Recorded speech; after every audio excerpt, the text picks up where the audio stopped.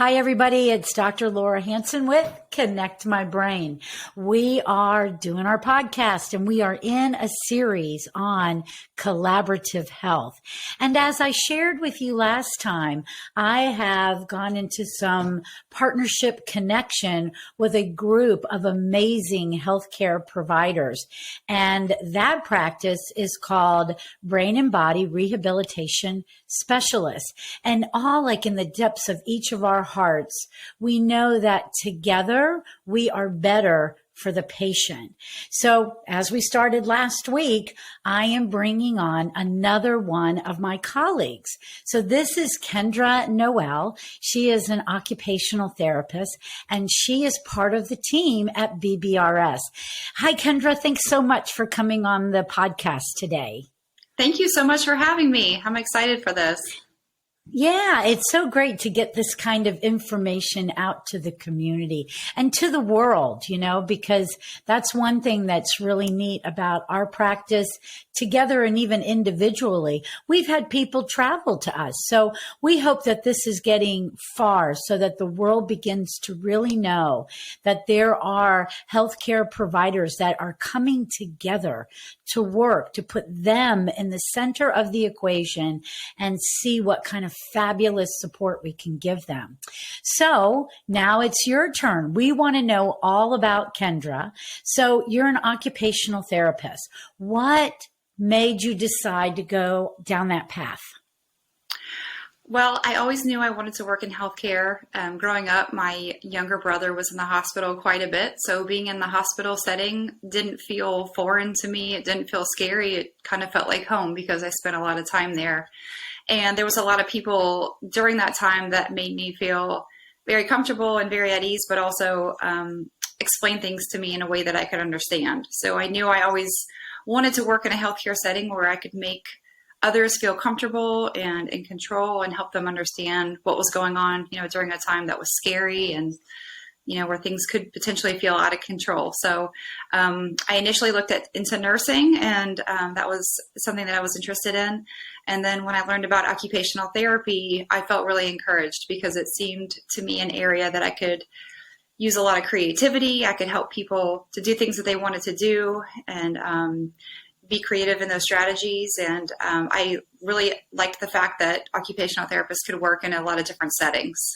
So my initial interest was the hospital. So when I did my rotations and internships in school, I always stuck to more of the hospital-based, and I had a passion for spinal cord injury. So when I began my career in Washington, D.C., 16 years ago, I was on a spinal cord injury and a brain injury unit, and I loved it. It was wonderful.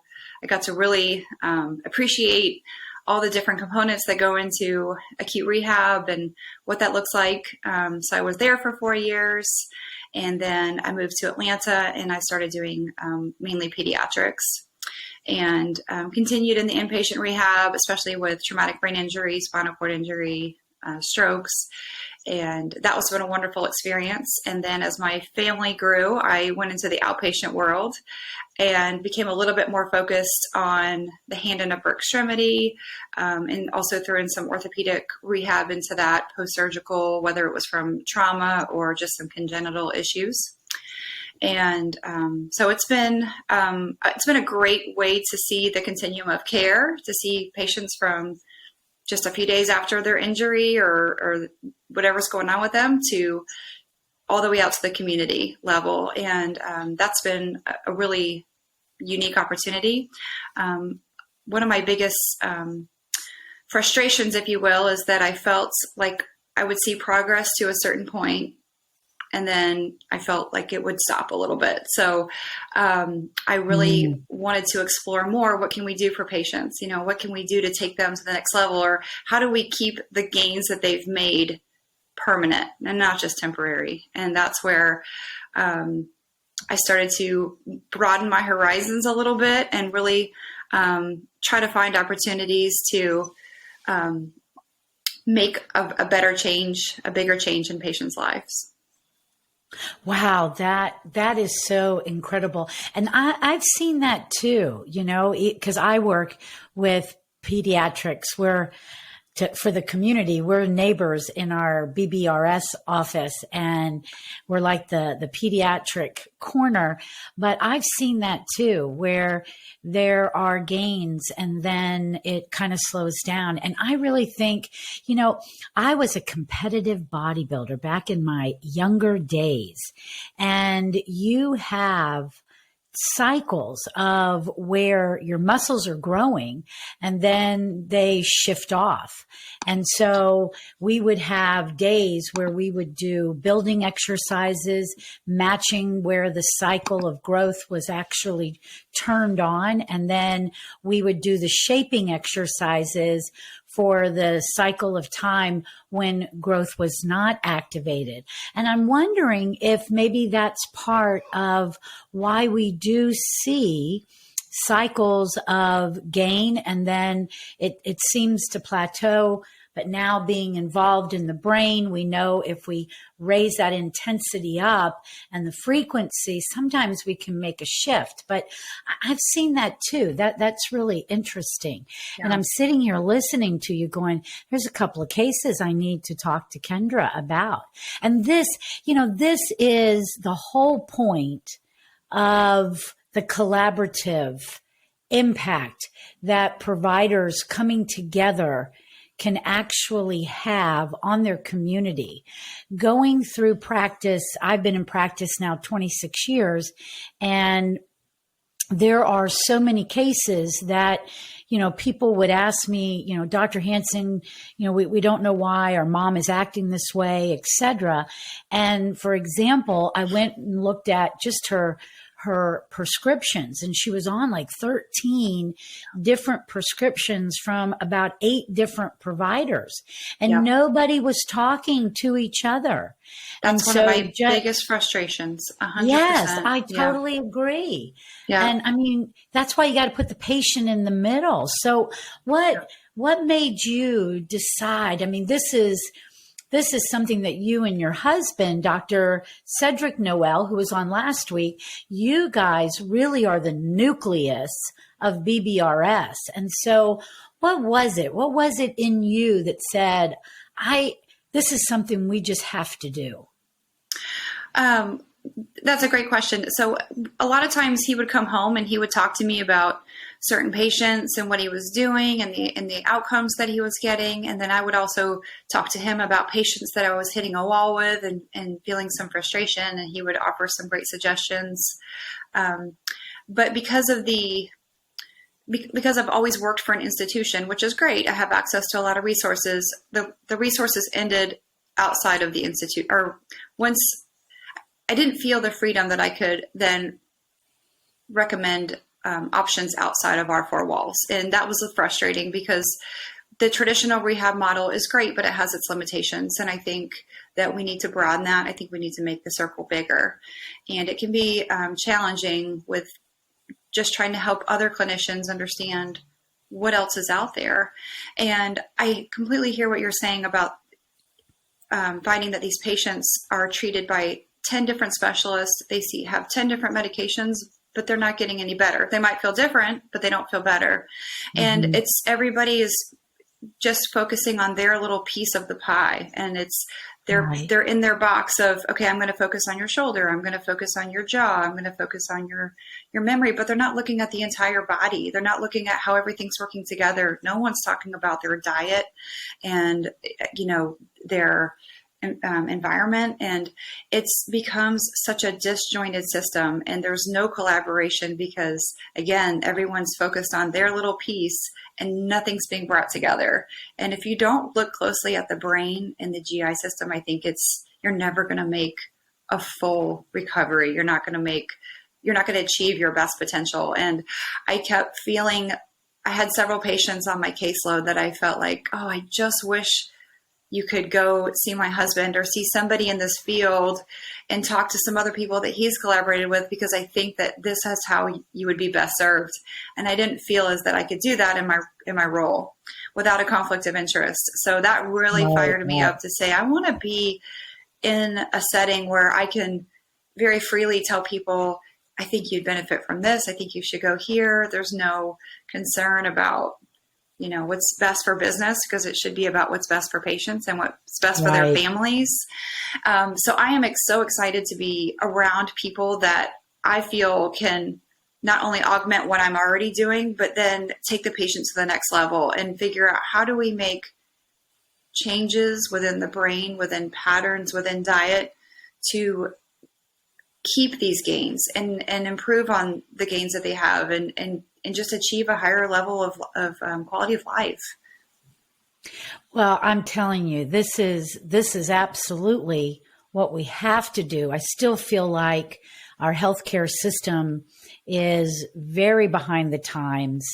And like you mentioned, unfortunately, it everything just comes down to a financial piece. And that's never going to serve a community, a patient, and what they're going through. That's never going to serve them correctly. And I mean, I don't want to fault anybody from making a living. You got to make a living, but there's just so much that can be done, and we're really tapping into the power behind the brain. Sometimes it really blows me away thinking what we know now. How did we just exclude it before?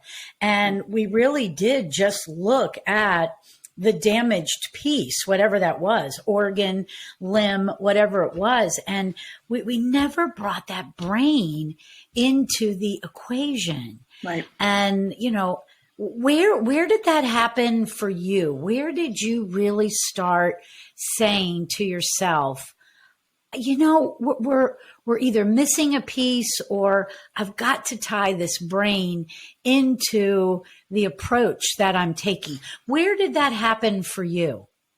One specific area is we do a model in therapy called constraint-induced muscle therapy, and basically our movement therapy. And basically, for example, for a patient who's had a stroke or a tumor and they've lost function of one side of their body, we would use a cast, per se, to inhibit the normal functioning side of their body to encourage the use of the other side. So basically trying to force the body to use a limb that doesn't feel, it's clumsy, it's they don't have as much awareness of it.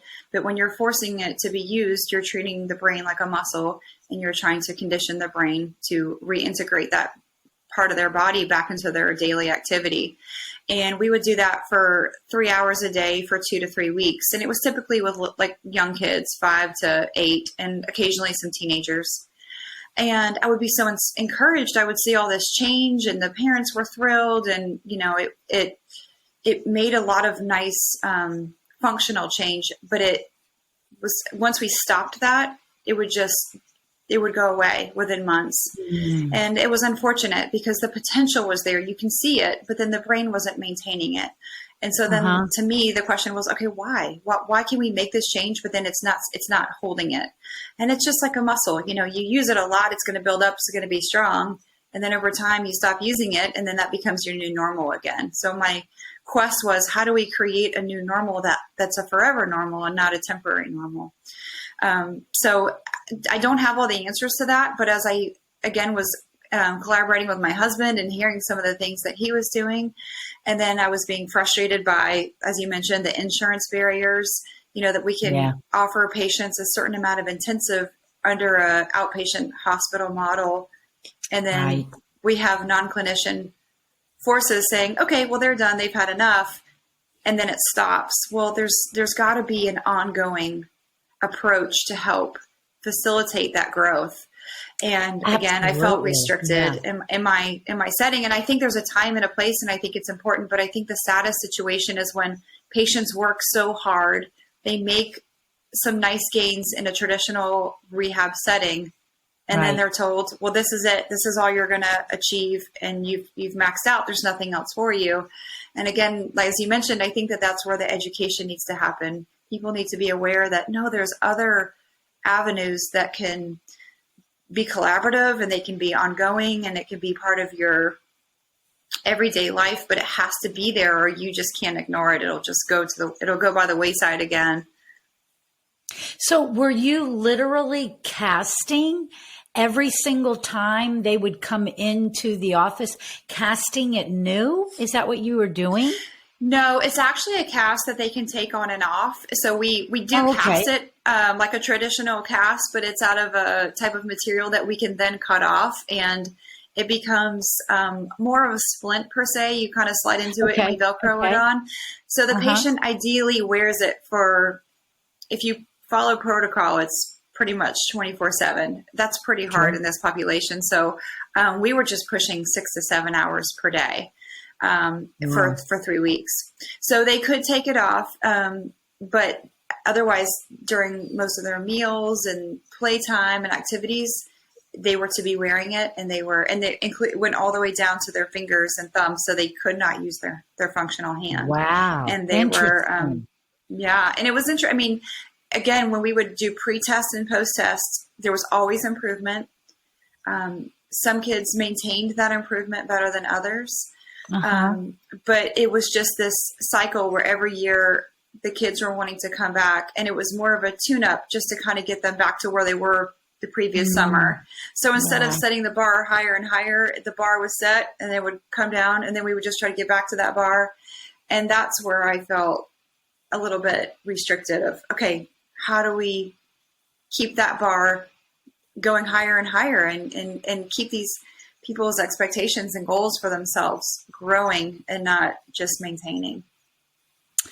Wow, that is just incredible. So what's next? We're in this place, brain and body rehabilitation specialist.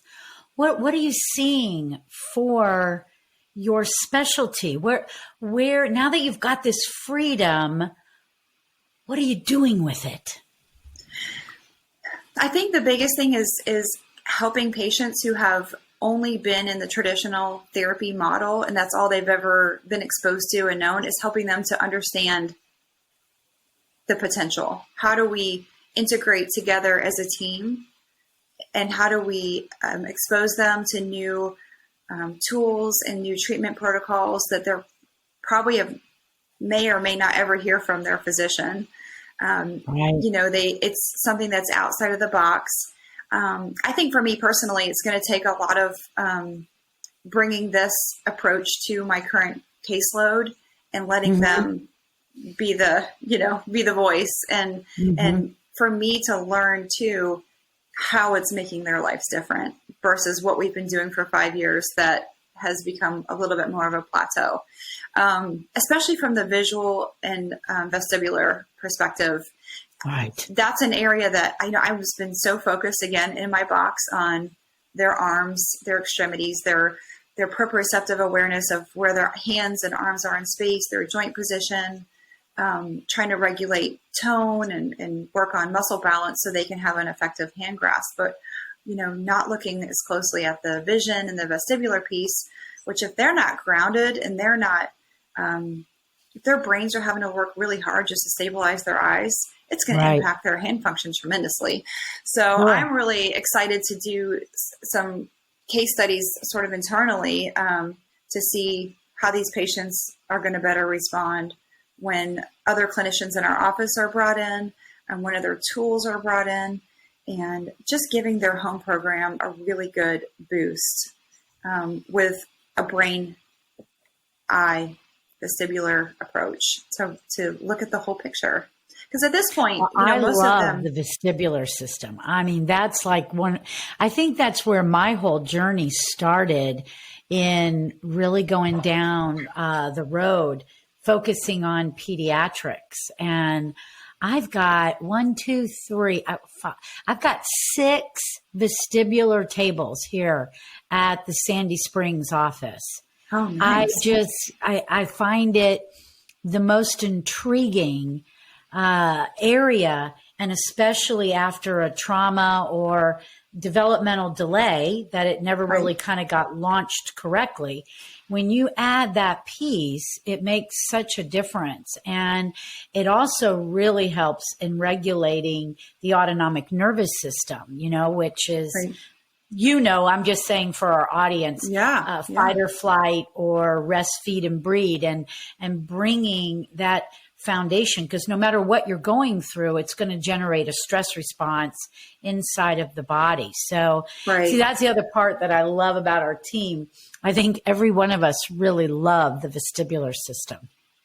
Absolutely. And it's, as we continue to grow and learn, and I hear what everyone is doing, it's honestly changed the way I interview patients. I see patients a lot who have been in go-kart or ATV, golf cart accidents, and they have some kind of hand trauma, crush injury. And that's what the referrals are for me, is post-surgical or post-injury rehab. Well, you start talking to the families more and more, and it's like, well, he was in this accident and now it's trouble paying attention in school, and I've noticed some more anxiety and a little bit of hesitation. And you just can't go through an injury like that and not have some kind of trauma to your autonomic system and to your brain. And I'm trying to stop looking at my referral and look at the big picture and see everything that's going on, and realize that if there are things going on that we're missing, it's going to impede their potential for full rehab. Their pain response is going to be abnormal. Their ability to cope with what they've been through is going to be abnormal. And then it's ultimately going to affect, they might have a good grip strength and they might be able to write their name again, but are they able to sit through a full test and take it and go to bed not feeling anxious? And there's so many components that are being missed. And it's unfortunate because I'm so glad that you said that, because people, when they have the trauma, it's like it's out there and it's not going to have any other impact. I was talking to a patient yesterday who has some stuff going on with her legs and had surgeries on her wrist years ago. And she literally asked her doctor, her traditional doctor, with what I'm having going on in my legs, is it similar to why you did carpal tunnel syndrome surgery on me? Yeah. And literally the doctor said, I don't think they're related. It's mind-boggling to me that with the education that we have, how you could ever make a statement like that to somebody, because I pulled up on the screen yesterday. She got the big picture, but I literally pulled up a spinal cord. I said, show me where it's disconnected. Where would the nerves going to the arms and hands be coming from a totally different cord than what's going down into the legs? I mean, this is the mentality that we've been up against. And it really isn't even about us, the provider. It's the patient.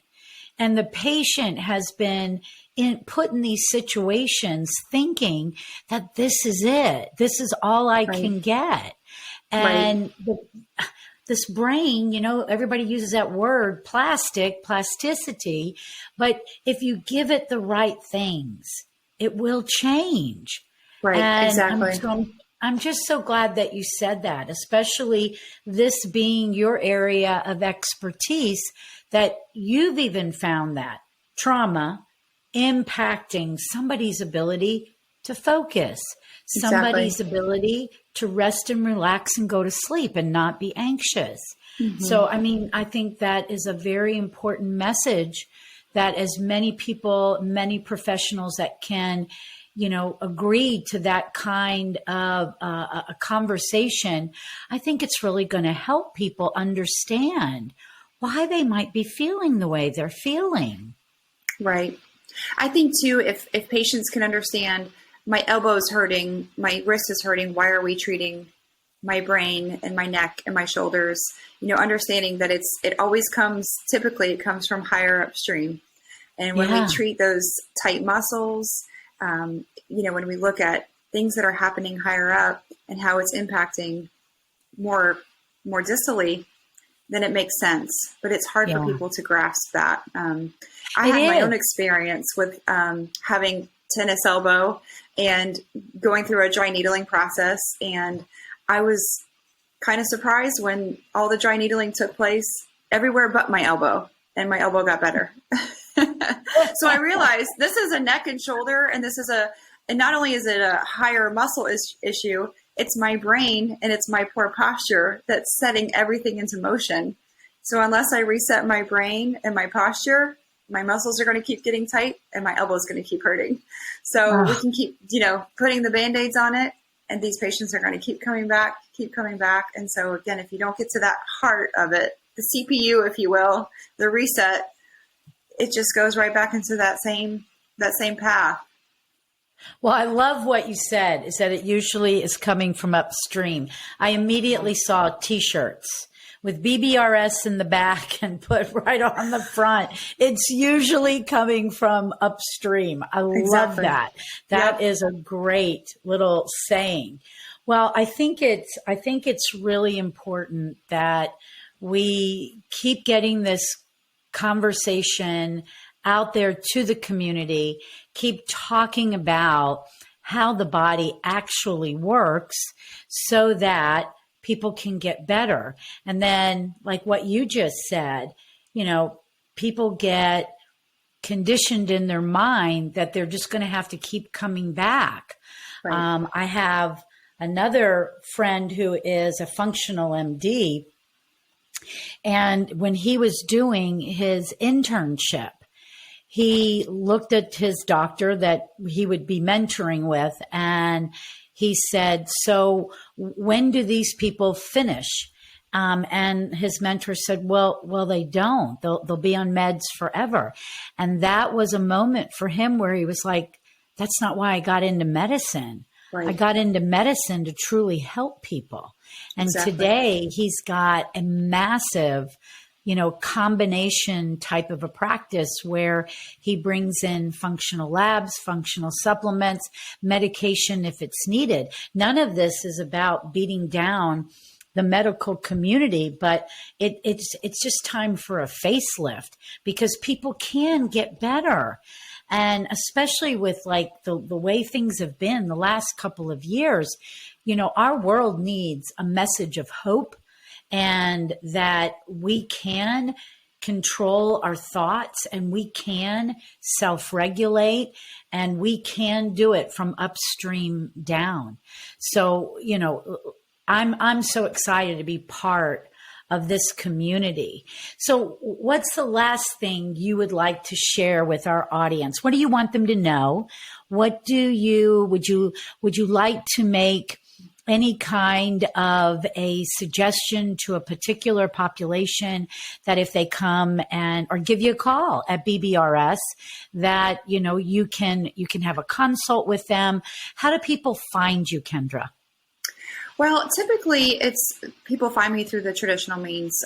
They're referred from their physician, whether it's a physiatrist, a rehab doctor, a pediatrician, or I do work closely with some hand surgeons. So I do see quite a few of those patients who've had, a hand trauma, or they've had a neurological insult or injury, and then they've now had some kind of surgery to help their hand function, whether it's a nerve transfer, tendon transfer, something of that nature. So that's been more of the traditional approach. I'm hoping it will eventually become more word of mouth. But my hope is that I will be able to see those patients who have become stagnant with their current program, their current plan, and they want to try some alternative approaches while maintaining some of the traditional. So I do believe in some of the traditional approaches. I think we just need to broaden that circle to include other tools and other means. And my goal is to establish a trusting relationship and to be able to explain things on a level that patients can understand, and give them the opportunity to not only learn what I do, but to learn what everybody else in our practice does. And then they can decide, what they're comfortable with and what they want to try. And I think if patients understand that we have collaborative conversations and we're not just like, okay, try this. Okay, now let's try this. It's really, hey, this is the patient. This is their situation. Let's discuss it. Let's see what's most appropriate. And then it's a very specific approach and plan that's not cookie cutter. It's not the same plan that the person in front of them or behind them is going to get. It's specific for them, and that they feel empowered to be open to something new. And I think with that said, if patients do find success or they do find that they're making great improvements, my other goal would be to empower them to take that back to their provider to say, please share this, because yes, I want people to feel, I want their providers to not only know that they've been helped, but I also want them to be in a position to then share that with other people, because there's so many others that they just don't know where to go, and they don't have, people speaking, opportunity into them. And maybe they just don't know. They're just told, okay, well, I've done the traditional avenues. I've tried the medications, and my doctor basically has told me this is it. This is all I'm going to get. So I think the more people that we can help and hopefully empower them to share this with others and share it with their provider might be more inclined to say, I have another person in mind that might benefit. I'm going to try this, and be open to thinking outside that traditional path of what they typically refer their patients to. Well, what about if somebody hearing this podcast would like to just reach out and have a conversation to see if you would be a good fit? How do they reach you? They could email. It's Kendra, Kendra, at yourbBRS.com. That's probably the best way. Just send me over an email. Let me know a little bit about yourself. I'd be happy to have a phone conversation, or even a consult in the office where we can go through and talk about the areas of concern, the goals, and at that time get introduced to our approach and what we look like, and meet some clinicians at that time and go from there. Great. And your BBRS is YOUR yes. BBRS. So Kendra, Kendra, at your YOUR BBRS.com. Yes. Kendra, thank you so much for spending this time with us today.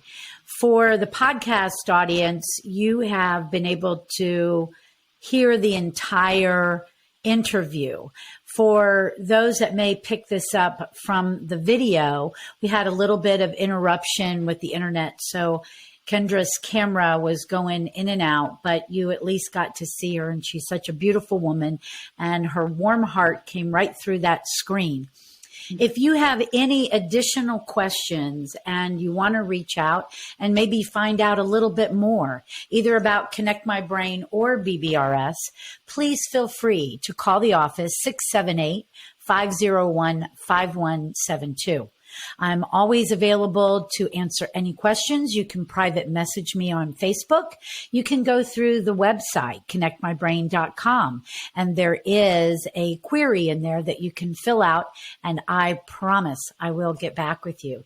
Thanks for spending time with us today, Kendra, and we wish all of you a wonderful day. Thank you, Dr. Laura.